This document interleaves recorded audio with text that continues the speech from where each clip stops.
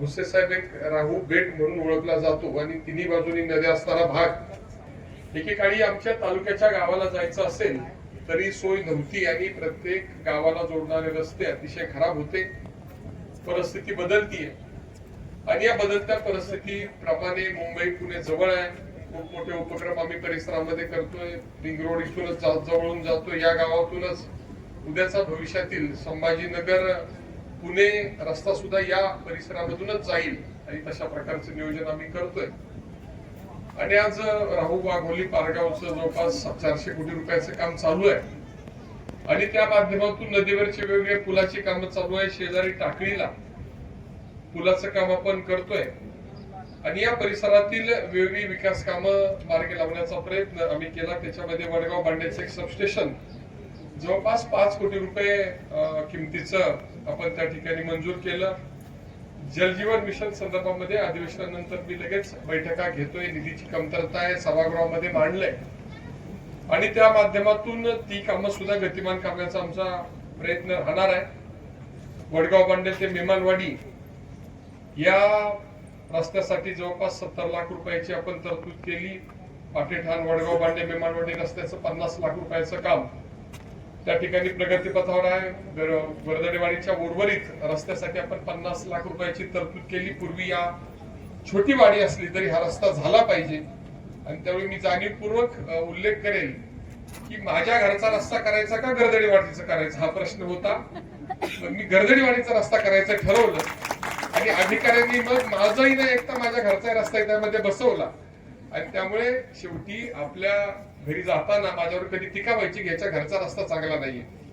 परंतु मी त्यावेळी सांगायचो की घरातून बाहेर पडल्यानंतर या तालुक्यातील रस्ते खराब आहे याची जाणीव मला पहिली व्हावी म्हणून माझा रस्ता शेवटी करेल. तर गर्दडी वस्तीच्या रस्त्याचा मी जाणीवपूर्वक उल्लेख त्या ठिकाणी करेल. आणि पानवली टाकळी भीमा हा रस्ता आता जवळपास 2 कोटी रुपयाचा आपण काम सुरू करतोय. कांबळेनगरचा रस्ता 60 लाख रुपयाचा. त्याचबरोबर टाकळी भीमा ते जुना वडगाव बांडे रस्ता 40 लाख रुपये. ही सगळी कामं प्रगतीपथावर आहेत. जसं वाघोली राहू पारगावचं आपण एक मोठं काम प्रगतीपथावर आहे तसंच MSIDCच्या माध्यमातून दादाजी आपल्याकडे काही रस्ते अतिशय उत्तम करतायत. त्यातीलच हा माझा वाघोली राहू पारगावचा रस्ता आहे. दुसरा रस्ता घेताना मी निवड केलेली आहे डाळिंब पासून बोरीहंडी मार्गे कासुर्डी खामगाव आणि तिथून देवकरवाडी मार्गे आपल्या भागातून वाळकेला जाणारा रस्ता ज्याची किंमत जवळपास 400 कोटी रुपये असेल त्याची मान्यता एवढ्या महिना 2 महिन्यामध्ये घेऊन वर्षभरामध्ये ते सुद्धा काम सुरू करण्याचा माझा प्रयत्न आहे जेणेकरून हा सगळा भाग मुख्य प्रवाहाला जोडला जाईल.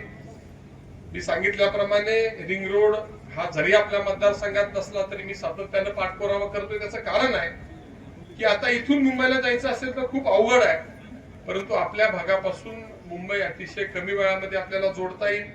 आणि या सगळ्या पायाभूत व्यवस्था चांगला करण्याचा प्रयत्न करत असताना सभागृहामध्ये काही महत्वाच्या विषयावर बोलत असताना पूर्वी शिक्षण व्यवस्थेसाठी सर्व शिक्षा अभियानांतर्गत मंत्री महोदय काही शाळा झाल्या परंतु त्यानंतर राज्य शासनाकडे स्वतंत्र असा कुठलाही निधी ह्या शाळांच्या कामासाठी नाही. सीओ साहेबांना मी नेहमी प्रोत्साहन दिलं. दादांचा प्रयत्न होता स्मार्ट शाळा व्हाव्या.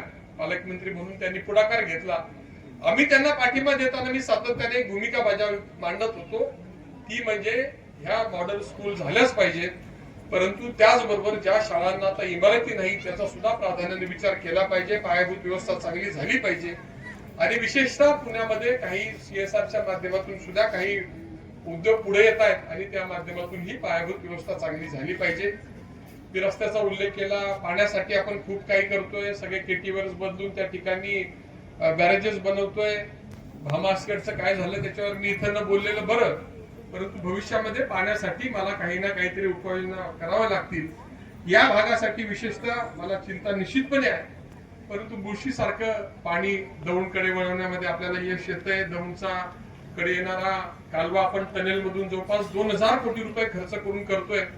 आपण कॅनॉलची कामं केली, बेबी कॅनॉल सुरू केला आणि आपल्या दौंडच्या मुख्य प्रवाहात पाण्याची कमतरता येणार नाही याची काळजी घेतली. परंतु मी खात्रीपूर्वक सांगतो की मला आजही निश्चितपणे आपल्या भागातील भामा आस्केडचा झालेला जो खेळ आहे त्याची चिंता आहे. त्यामुळे तुमचं भविष्यात काय होणार याच्या संदर्भामध्ये सातत्यानं माझ्यासमोर प्रश्न असतो आणि त्याचे सुद्धा उत्तर शोधण्याचा प्रयत्न मी करतोय.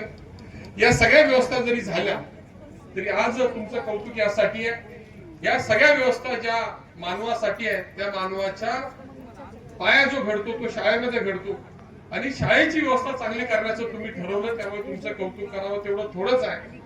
मला एक आनंद झाला, ताईंनी माझ्या आधी भाषण करताना काही गोष्टींचा जाणीवपूर्वक उल्लेख केला. त्याच्यामध्ये मी पाहत होतो की व्यवस्था चांगली झाली, शिक्षणही चांगलं देण्याचा त्यांचा प्रयत्न आहे, उत्साह शिक्षकांच्या मध्ये आहे.